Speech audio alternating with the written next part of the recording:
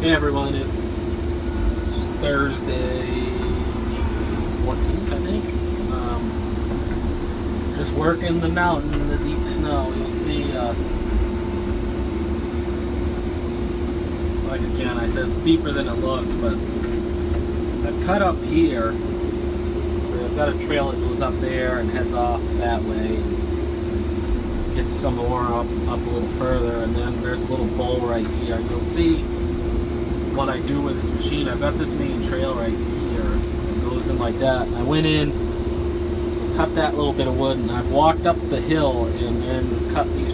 There's a bunch there, a bunch there, a bunch there, and I just processed a bunch here. And I just feed them from the bank down here where I can get at them. And with how deep the snow is and just this machine, I have all I can do to get up to there. I can't make it up if I don't have trees I can grab and pull myself on.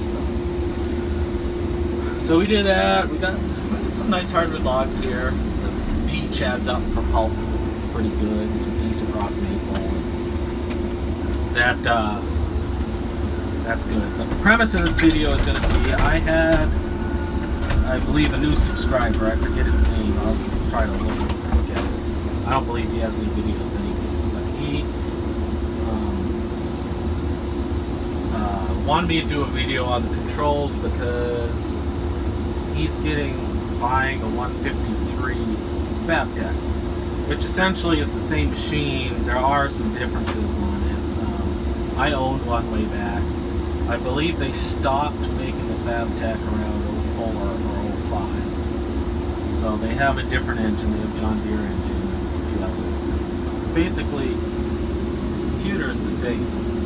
I can't remember if the joysticks, they may not be the same, but so for the guy that wanted to know, the other difference too is that on those old machines the store is a little different, and right here will be another pedal like this, and that is for tilting the head back and forth, which I have this, that toggle that does that. So you have that pedal to do it, which is kind of a pain because if you're tracking, you'll have to stop and hit that pedal to keep your tree from getting out of control one way or the other.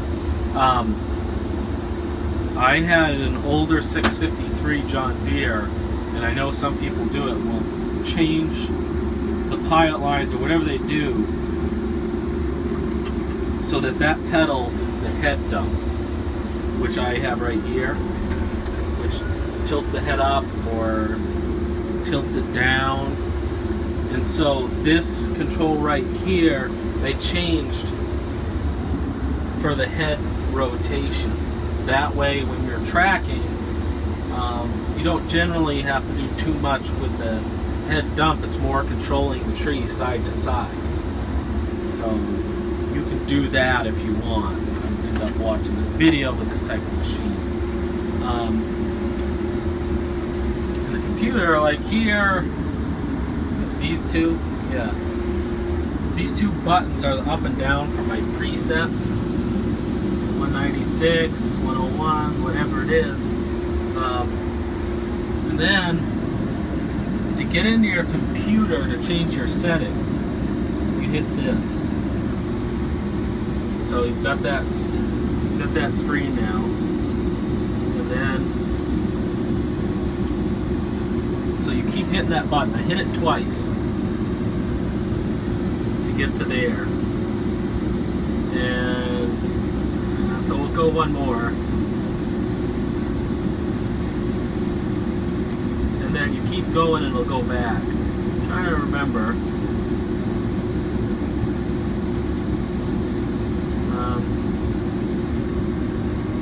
So you're on the screen. I should have gone through this first, but you don't need to do anything there.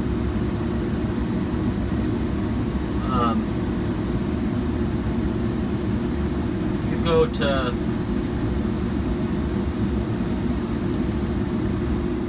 forgot something here. So if you, to change your presets, and I'll show you the only things that you ever really mess with. So if you hit that, that is the preset I have it on right now. To change that preset, you'll turn the knob. So if you keep turning it, you go whichever way you want, up or down. And then I believe you hit this button, and then if you want to change, so then you hit that button, and that'll go through. So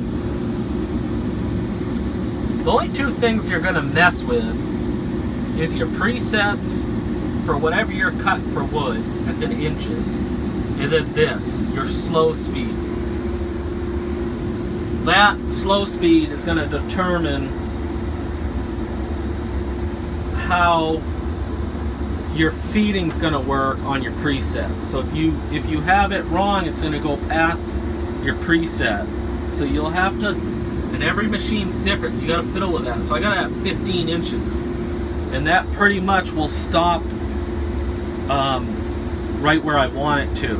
The problem with this thing too is if you have this number too high, it'll stop way before the preset, and it goes so slow, it's just, it'll drive you nuts. So with this machine, you kind of have to have it so that it stops just a little before or right on. So you'll only fiddle with these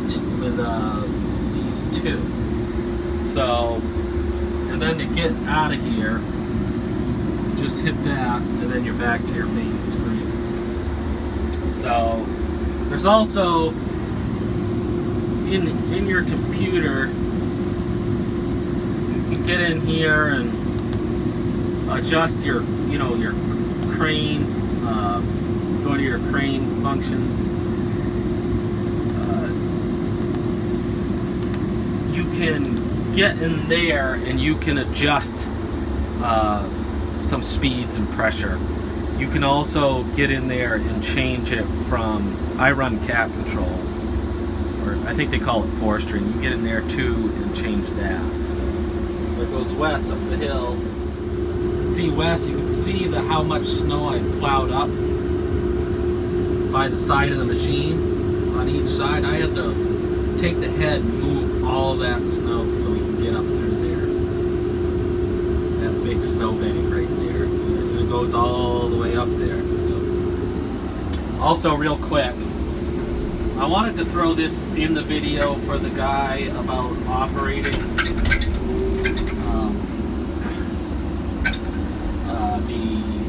the slowdown speed for your preset. So I'm just gonna change this to 8'6", which would be a log, and show this is what I mean. And it went to 102. So if I do it again, now it's going slow, but either way, there it's stopped again. As long as I can get it to stop within an inch or two of the preset, I don't really look at it that much because there's 6 inches of trim anyways. So I just wanted to put that in. Also, another big trick with this is when well actually I'll come back and show you guys next time I cut a tree now, for the guy that had questions on and tips on how to run this. Wes is grinding his way up through. So the truck driver is down there. Last night he blew a hose and had to leave his trailer here overnight. So hopefully this video was a little informational for the gentleman that requested it, and hopefully some of the other people find it interesting. Any question, comments, greatly appreciated. Like and subscribe, not subsquare. There he's going up the hill, and we'll catch you later.